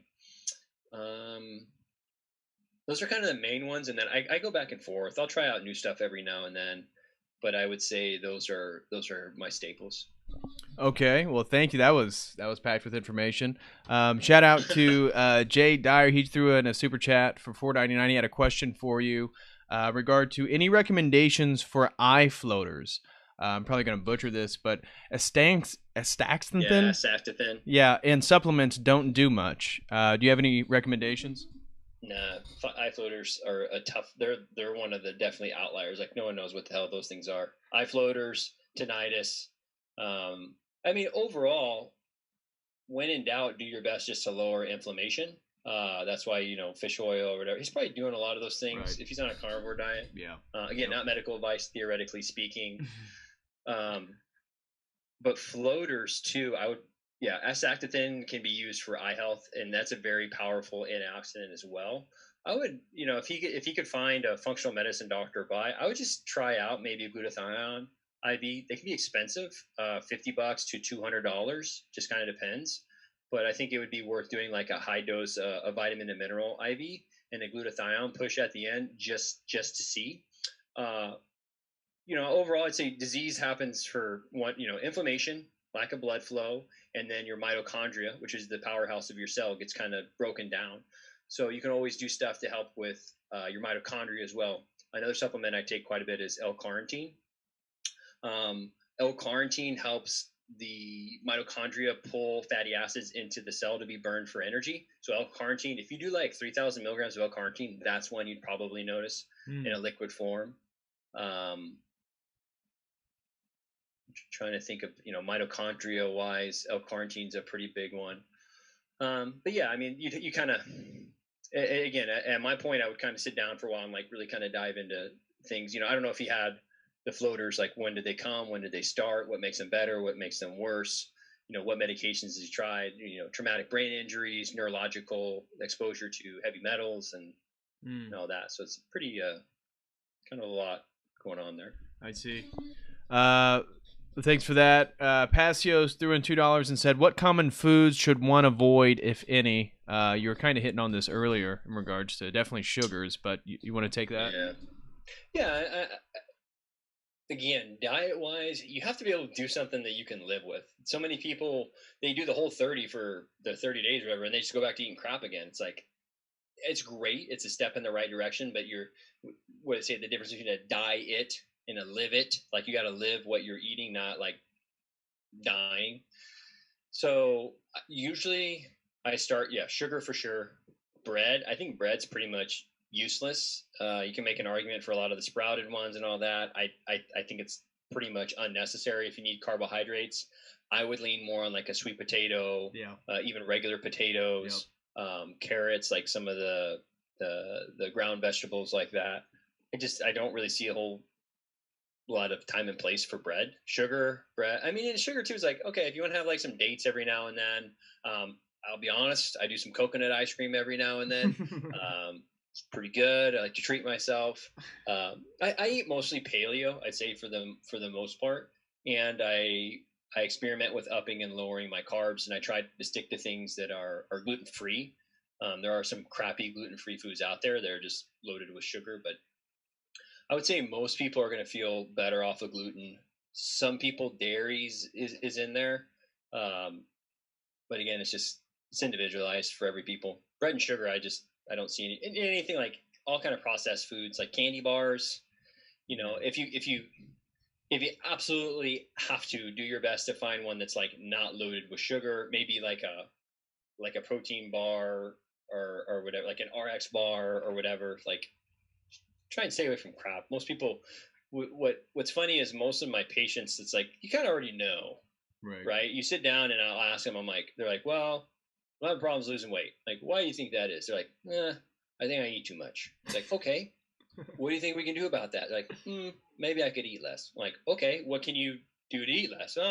Maybe I shouldn't have like that second Pepsi at the end of the day. It's like, oh, okay, let's just start there. So, very much progressing away. Sugar and bread, Yeah. easy places to start for most people. What's your opinion on pastas? I've heard different opinions on heavy pasta diets because at least within the bodybuilding world, people working out, a lot of people like the complex carbohydrates with pastas. I personally, once I've gone on the heavy meat diet, I don't think I'll ever get off of it. I feel so much better, just generally speaking. But what would what's your professional opinion on that?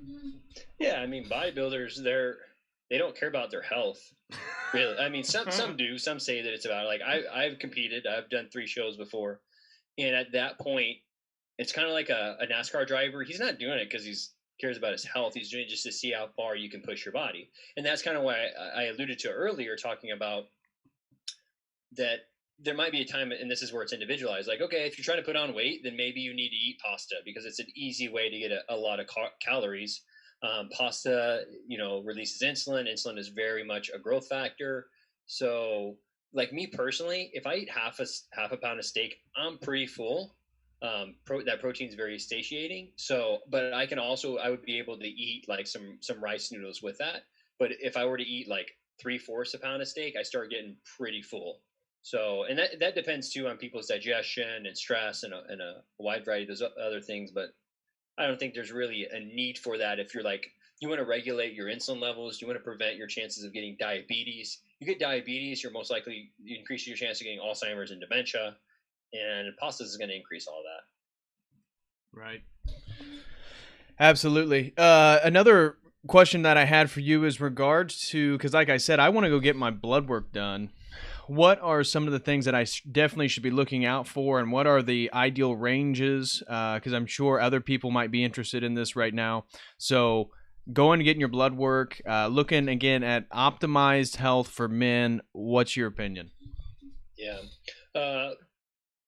There's a handful of things almost all doctors are going to run anyways. They're going to run a CBC, your complete blood count. It's going to look at your red and white blood cells. Kind of tells you, if they're in a weird shape, if you have too many neutrophils or too little monocytes. So CBC is a good place to start. Your CMP is going to be looking at liver and kidney function.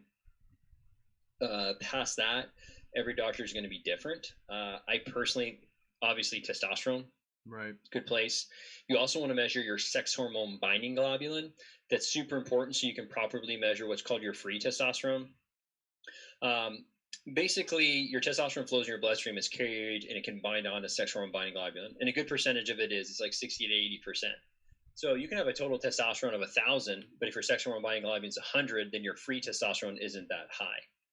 Total testosterone, again, because the levels keep plummeting, I would be happy with most guys, even in their early 20s, to be over the 500 to 600 range. If you're suffering from what you think are low energy, hard time putting on muscle mass, no libido, no morning erections, no drive or motivation, just kind of depressed, and your testosterone's in the 300 to 400, I would talk to your doctor about see if they can help you figure out ways to optimize your testosterone. Yeah. What would be the ideal ranges for testosterone? That's going to really kind of depend on your sex hormone binding globulin. Oh, okay. And there's not really an ideal. Your sex hormone binding globulin can be anywhere from like 10 to 60. What you want to measure is your free testosterone. Optimally would be over 15 milligrams per deciliter of free testosterone. So, like again, though, most guys are probably going to be coming in somewhere from 7 to 11. If you're at the 10 to 11, don't beat yourself up about it. Like, my testosterone in medical school was like at 450 when I was in my mid 20s, which wasn't great. Mine right now is still like it teeters in the 500 range, and I do a lot of things right personally. I mean, I kind of live this lifestyle, so It can be difficult. And I've done TRT, I've used Clomid, I've used ACG just to kind of experiment on myself. So might be a conversation for another time. But testosterone, sex hormone binding globulin, you should get your estrogen measured. If your doctor is a little progressive, you could ask for things like your DHES. That's a precursor to your sex hormones. Progesterone would be one that kind of helps with your mood and regulation. I'm trying to think what I run. Hemoglobin A1C, that's your 90-day sugar marker. HSCRP, that's your high sensitivity reactive protein, cardiac reactive protein, and that basically looks at overall levels of inflammation in your blood. You don't need a PSA, but there's never a bad time to start measuring it. It's usually pretty cheap, and most doctors will run it. That's your prostate-specific antigen. Okay, I was gonna ask what that was because prostate. Like I said, I've been basically, I'm not carnivore, but I've been doing meat heavy diet since January. Feel great. I feel like I'm in the best shape. I'm really wanting to get my blood work done, see what all the levels are, and just see where I'm at based on the way that I feel, and go from there. So, you have any other suggestions in regards to getting blood work done or any types of tests that you'd recommend? Again, based on what you said with low sperm, what's your recommendations on checking sperm count? Yeah, I'm still actually working on this. I've worked with a company right now.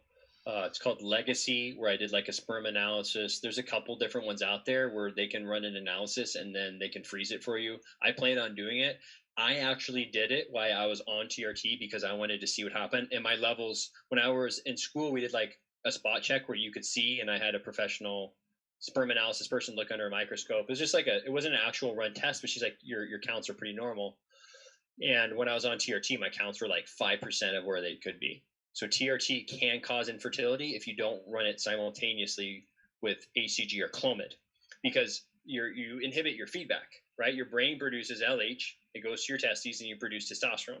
So if your brain says, I want 400 testosterone, and you get 400 testosterone back, then your brain says, cool. But if your brain asks for 400 and then we inject 800 into you, then your brain's gonna be like, whoa, we have 1200 testosterone. I'm gonna shut the signal off. And that lowers your LH and FSH, which then will decrease your fertility. So that's why guys on anabolic steroids will often have their testes shrink. TRT can do it too. So that's why a lot of guys, you'll run ACG or Clomid with it. Yeah. So what are some of the detriments of human growth hormone compared to TRT? So there's HCG, human chorionic gonadotropin, and then there's human growth hormone, completely different. The ACG is what I talked about earlier. That is the luteinizing hormone agonist. It mimics LH in the body. So ACG helps your body produce more testosterone. Human growth hormone, completely different. Growth hormone is more about like regulating blood sugar, more about like growth, more about cleaning things up and optimizing, if that makes sense. Where testosterone is more of an overall like growth hormone, like I said, goes up when you're fasted, and it helps more of the body utilize what it has. But it does help with growth, if that makes sense. It's more of like it cleans out your house, where testosterone is like putting on an extra room. Okay. All right. Well, I think we hit most of the points that I wanted to run by you. What are your thoughts? I think you briefly mentioned it earlier, but in your conversation with Lucas, you were talking about the necessity for organ meat. Is there anything left that you'd like to go a little bit deeper in regards to eating heart or liver? I know I've seen a few people in at least the ortho circles talk about trying to eat more and more liver. What's your general opinion about organ meat and all that? Well, the general concept, and I gotta be careful to push it too far because I don't know what it's like to eat brains. But when you eat bone marrow, or when you eat your bones, like you'll turn it into collagen, and you drink it, and it's good for your bones. Because it's like if you tear down a house, you have all the things to rebuild a house, right? So what do bodybuilders eat to make their chest grow? They eat chicken breasts. It's because the amino acid profile are going to be very similar, and that's why when you eat um, like muscle meat, it's usually high in branched chain amino acids, which has leucine. Leucine activates something called the mammalian target of rapamycin, which tells the body to build. So when we take that concept and we apply it to, okay, what happens when we eat heart? Well, supposedly when you're eating heart, there's high amounts of like CoQ10 in there. CoQ10, which I didn't talk about, and it's CoQ10. There's its active form is called ubiquinol.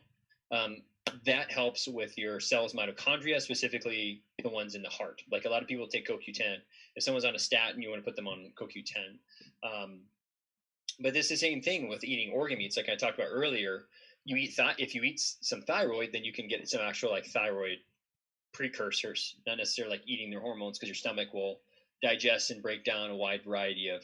You can't orally take testosterone because your body will just break it down.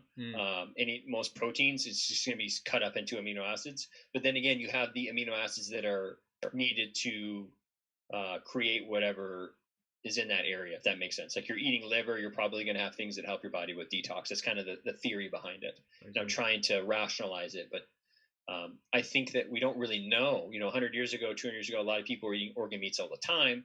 Is that just a coincidence now that there is more thyroid disease? And then you could say, well, maybe there was thyroid disease back then and we didn't measure it as much. So you get in circles pretty quick. Okay. Well, brother, thank you so much. I think that really hit. Oh, we didn't even get into biohacking. Forgot that was a whole nother section.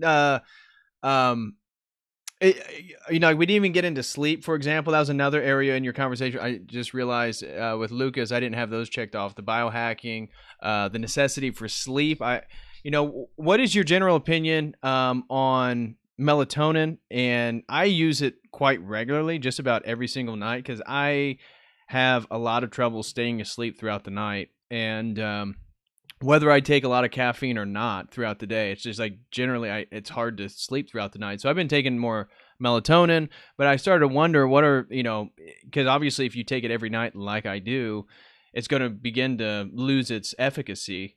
So what is your thoughts on melatonin and maybe some supplements, some nutrients for better sleep? That was another area I wanted to talk to you about. Yeah, I mean, some sleep biohacks I talked about earlier that, get away from the blue lights, get off your TV, anything that's very stimulating. Right. Try and leave your bedroom to sleep and sex, right? Like you bring it in your laptop, you're in there doing work. That should be like a sacred place for you. Just like when you go to the gym, you don't go to the gym to blog. Like you're in a mindset when you go to the gym. Right. So the bedroom needs to be something very similar.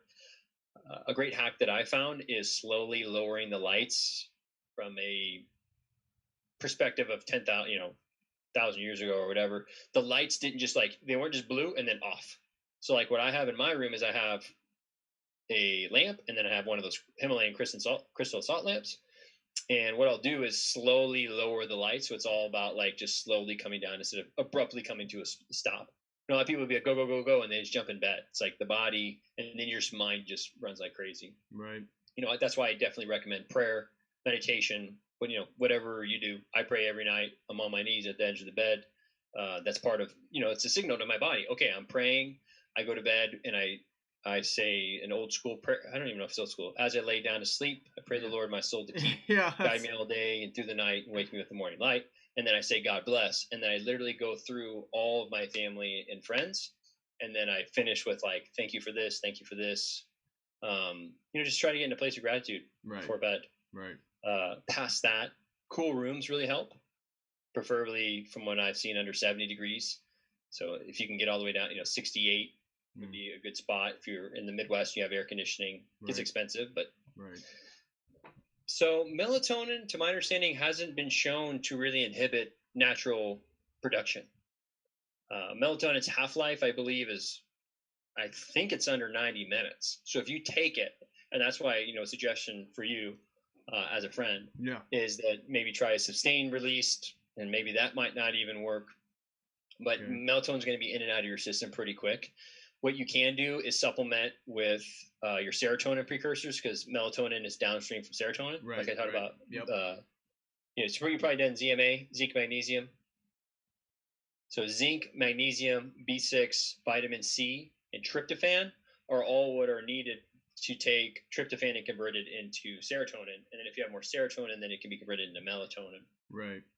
But yeah, I think rituals are super important. Those supplements can help. L-theanine can help. Taking GABA can help. There are some herbs out there like chamomile, hops. I don't use as many herbs as what I learned. I usually just like going with regular supplements. Magnesium's a big one. Okay. Right. So, well, I've been doing a weighted blanket. Oh, okay. So I think it helps personally. I don't. It's a blanket that's like 20, 25 pounds, and you pull it over you, and it just feels like you're being. So I don't move around as much. So. I've heard of that. I have never slept with a weighted blanket, but you've got positive results from it. Yeah. Is awesome. that her name? So in regards to biohacking, again, because I know you got things you got to do, so this will be the last thing. But can you just generally? I know this is a huge topic. I mean, you and Lucas spent a while. It seemed like he's really sort of experimented with so many different supplements and nutrients and herbs that just for those wanting to, like I said, I want to get into nootropics, and that's something, after the show that I will be speaking to you about directly. But what is your just general recommendation, or not recommendations, but your experience maybe with biohacking, things that have been successful, things that anybody can really sort of get into? Yeah, I mean, again, at the end of the day, in my opinion, of biohacking is just it's slowing down the degeneration of life, right? So we're born, we create, and then we slowly teeter off. And the slower we can go about that, the better. And that, in my opinion, is biohacking. So any way that increases blood flow, like I talked about earlier. So if that is sauna, right? Sauna followed by, it's really good to do hot and cold, on and off. You always want to finish with cold, usually too. When you finish with hot, you kind of leave an area. So heat brings blood to the area, and then cold. So heat vasodilates, and then cold vasoconstricts. So your blood vessels are basically doing this. So if I heat up my hand, my blood vessels in my hand heat up, and all the blood comes to it. And then when I stick it in ice, it goes away. That's why when you sprain an ankle, put ice on it, because it decreases inflammation. Right. So in inflammation, a little bit it's okay, but when it gets out of control, that's when we have a problem. So that's why hot and cold therapy are great ways to biohack. Any way to improve circulation. That's why some of these like red light lasers are becoming super popular. I really like, personally, the buck, it's got to be worth it for me. Do I want to sit underneath a red light laser thing for like 15 minutes a day for like 3 months to maybe get a little more energy? I don't know. I kind of really vet things very well, and then make sure that I, kind of get it's worth my time and effort. I think nootropics are totally a good place, just because it helps me perform better, right, for sure. So all those nootropics that we talked about, anything to increase blood flow. That's why a lot of your pre-workouts have nitric oxide supplements, arginine, citrulline, agamate is the other one, vitamin C, grapeseed is another one. And so NAD is becoming super popular. I talked about that a little bit. That's something that your mitochondria need. You can supplement with it. I think it's called Elysium. I do some of the NAD IVs here in my office. It's really popular for opiate withdrawal and for alcoholics. It just kind of helps give the mitochondria extra energy.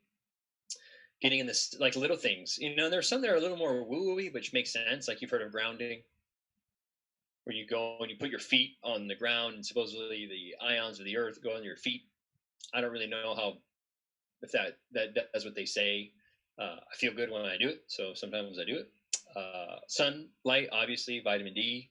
Always got. I get in the sun for 15 minutes every day, pretty much. Right. Then I'll go out and just. I have a sleeveless shirt under my scrub, and I'll just walk for 15 minutes in the California heat, so I get some color there. Right.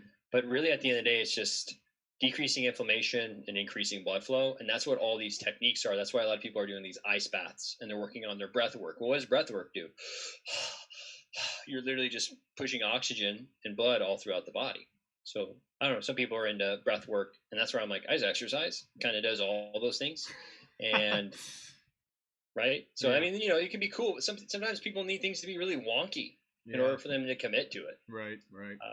I do TRT with a lot of my guys because, like we were talking about with the biohacking, we're just in a world now where, in order to compete, and if your testosterone's low, you're probably not going to be able to keep up with other people. Right. So hormone optimization is super important, and then from there, there's a lot of peptides out there that increase. I didn't talk much about peptides. My whole channel's loaded with those ones that help increase growth hormone. Right. One that's cerebral lysin can help with brain regeneration.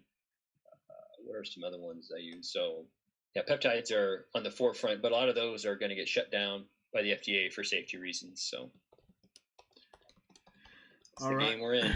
Yep, I just threw your YouTube channel back into the chat. So if you guys can, definitely go over to Dr. Moes' channel and sub. He has great stuff, like you said, on peptides, on hormones.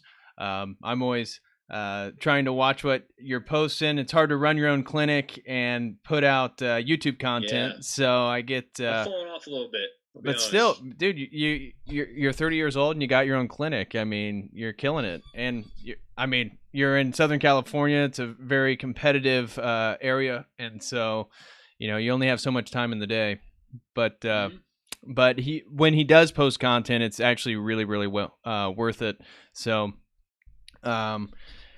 I think that is it, man. Thank you so much. I really appreciate you coming on and sharing so much wealth. Thank you guys. Thank you everybody who contributed in the super chats. Really, really appreciate it. Thank you everybody in the live chat right now. And I think we're good. Miss B just said, any advice for raising young men? Well, I'm not there yet, although I do desire to be a father quite a bit. But maybe from a health advice, do you have anything real quick in regards to health for young men? Obviously, testosterone, TRT is not going to be for young men, but what would you recommend? It might go that way. For real. We're going to get to the point, like, there's a lot of, guys' balls aren't dropping anymore. Are you serious? So, yeah. Crypto, that's bad. I should know the medical term for that. But yeah, in general, testosterone levels are super low, even in the younger population. So I have young guys coming in all the time. Oh my God. Yeah. Get them checked out if you can. Be the bet, get blood work done, see where they're at. And yeah, I don't know enough about kids yet. Yeah. So generally speaking, probably get them on a higher protein diet since they're growing, and that's going to allow them to produce muscle and probably mature at a better way. They're not going to be in a deficient state. So I will know, but I'm just maybe a thought. But thank you, Miss B, she's been really posting some really insightful stuff in the chat. So thank you guys again. Thanks for everybody that's here. Thank you guys for all the love and support. Truly appreciate it. Please go subscribe to Dr. Moes' channel. If you guys are in a position, I would greatly appreciate if you potentially go to my website, davidpatrickharry.com or churchoftheeternallogos.com. And if you're in a good position to set up something monthly, there's a donate button in the top right corner. Just a cup of coffee, $5. If you're feeling generous, maybe $10 a month. I would greatly, greatly appreciate that. It really, for me, it's it really means a lot. So anyways, thank you guys. Again, appreciate it. Thank you for all the love and support. And until next time, as always, God bless.